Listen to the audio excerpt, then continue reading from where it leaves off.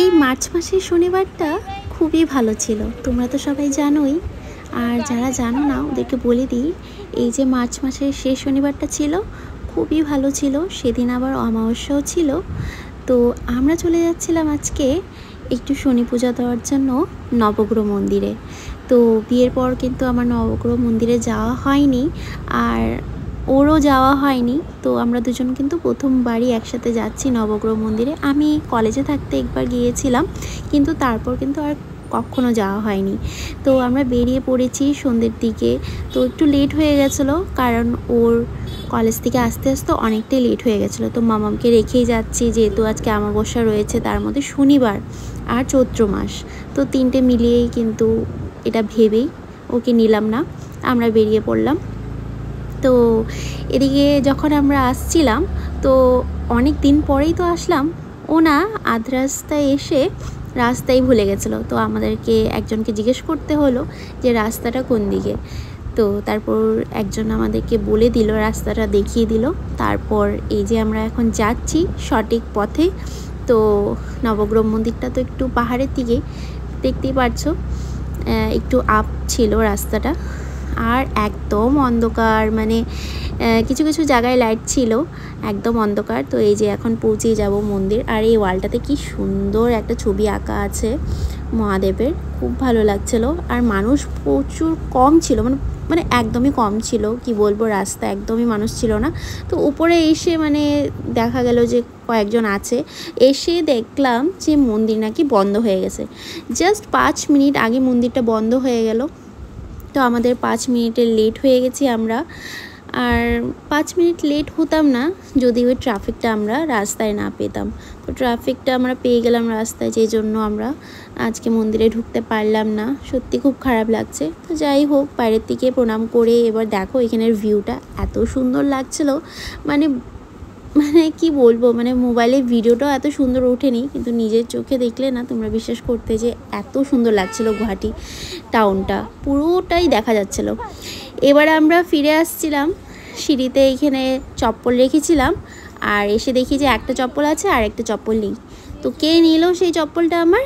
এই যে বাদরগুলো কি করেছে, আমার স্যান্ডেল নিয়ে চলে গেছে, একটা রেখে গেছে, একটা নিয়ে চলে গেছে। এখানে এত বাদর, মানে কি বলবো, আমার তো মানে প্রচুর ভয় লাগছিল মন্দিরে যেতে, মানে এত বাদর এত, মানে আমি মোবাইলটা তো মানে ভিডিও করছিলাম কিন্তু লুকিয়ে লুকিয়ে, জাস্ট এত ভয় লাগছিল। তো এবার কি করব, একটা স্যান্ডেল পরেই আমাকে যেতে হবে এখন, যেহেতু ও আবার গিয়ে মন্দিরে খুঁজে আসলো, কিন্তু কোথাও স্যান্ডেলটা পাইনি। তো এখন বাদর কোথায় নিয়ে চলে গেছে সেটা কি আর খুঁজে পাবো বলো? এখানে লোকগুলো প্রচুর ভালো ছিল, আমাদেরকে হেল্প করারও চেষ্টা করেছে, কিন্তু এখন বাদরের ওপর কে যেতে পারবে বলো? তো এক পায়ে স্যান্ডেল আছে আর এক পায়ে নেই। তো ওনারা বলছিল যে মন্দিরের বাদরগুলো নাকি কাউকে কিচ্ছু করে না, খুবই ভালো, কিন্তু যে উৎপাত করে বাদরগুলো, ওগুলো সব বাইরের থেকে আসে, মানে অন্য পাহাড় থেকে আসে। তো সেগুলোই কিন্তু মানে এই কাণ্ডগুলো করে। তো এই যে লোকটা দেখছো, উনি কিন্তু মানে আমাদেরকে এই কথাগুলো বললো, উনি এখানেরই মানুষ। তো আমাদেরকে হেল্প করলো, কিন্তু পাইনি। তো যাই হোক, তো এবার না আমি একটা স্যান্ডেল পরেই যাচ্ছিলাম, তারপর হঠাৎ করে মনে পড়লো যে না, মন্দিরে স্যান্ডেল মানে হারলে নাকি ভালোই হয়, শনির দশা কেটে যায়। তো সেই ভেবে আমি ভাবছিলাম এরম একটা স্যান্ডেল কি বাড়িতে নিয়ে যাব, তারপর ভাবলাম যে না, একটা স্যান্ডেল রেখেই যাই। তো আমি আধ রাস্তায় কিন্তু আরেকটা স্যান্ডেল ফেলে এসেছি। তো এবার আমি খালি পায়েই যাচ্ছি। তো যেহেতু আমরা ওইখানে মন্দির দর্শন করতে পারলাম না, তো এবার ভাবলাম যে সৌরভভাটিতে আরেকটা নবগ্রহ মন্দির আছে, সেখানে গিয়ে আমরা শনির বাতিটা জ্বালাবো। তো সেখানেই যাচ্ছিলাম, আর রাস্তায় প্রচুর ট্রাফিক, দেখতেই পারছো, মানে যাওয়ার সময় ট্রাফিক ছিল, আসার সময় প্রচুর ট্রাফিক। তো এই যে চলে আসলাম সেই নবগ্রহ মন্দিরে, এটা মায়ের নবগ্রহ মন্দির। এই মন্দিরেও কিন্তু আমি প্রথমবারই এসেছি, মানে সবসময় দেখতাম রাস্তার পাশেই তো মন্দিরটা, সবসময় দেখতাম, প্রণাম করে যেতাম, কিন্তু ভিতরে কখনোই ঢুকিনি। তো এখানে এসে এখান থেকে প্রদীপ নিয়ে নিলাম আর ধূপকাঠি নিয়ে নিলাম। তো প্রদীপ জ্বালিয়ে ধূপকাঠি জ্বালিয়ে নিলাম এখানে। আর মানে ঠাকুরমশাইকে বলেছিলাম একটু মন্ত্র পড়ে দিতে, তো ঠাকুরমশাই আমাদেরকে একটু মন্ত্র পড়ে দিল। তো দেখতে পাচ্ছ এবার ভিতরে বাতিগুলো দেখিয়ে এবার বাতিগুলো বাইরে রেখে দিচ্ছি। খুবই ভালো লেগেছে মানে এই মন্দিরেও এসেই। আর মায়ের মন্দির তো আমার তো মানে মায়ের সাথে একটা আলাদাই মানে কানেকশন জুড়ে যায়, কি বলবো। তো এই হলো এই মন্দিরটা। দেখো তোমরা যারা দেখোনি, দেখো এখানে সব মানে ঠাকুর আছে আর কি, 9টা গ্রহের ঠাকুর এখানে রয়েছে। আর মা কালীরও 9টা রূপের এখানে মূর্তি রয়েছে। তো এবার আমরা ঠাকুরমশাইয়ের সাথে একটু কথা বলছিলাম মানে গ্রহদোষ এখানে কিভাবে কাটাতে হয়, যদি কখনো কেউ কাটাতে চায় তো তোমরা এখানে আসতে পারো। তো এবার পূজা দেওয়া হয়ে গেল, এবার আমরা বাড়ি ফিরছি। তো বাড়ি ফিরছি বলতে আমাদের মাসির বাড়িতে যেতে লাগবে আজকে, মানে আমার মাসি শাশুড়ির বাড়িতে আজকে শনি পুজো ছিল। তো সেখানে কিন্তু আমার শাশুড়ি মার যাওয়ারই কথা ছিল, কিন্তু মার যাওয়া হয়নি, কারণ আমাদের মন্দিরে আসার কথা।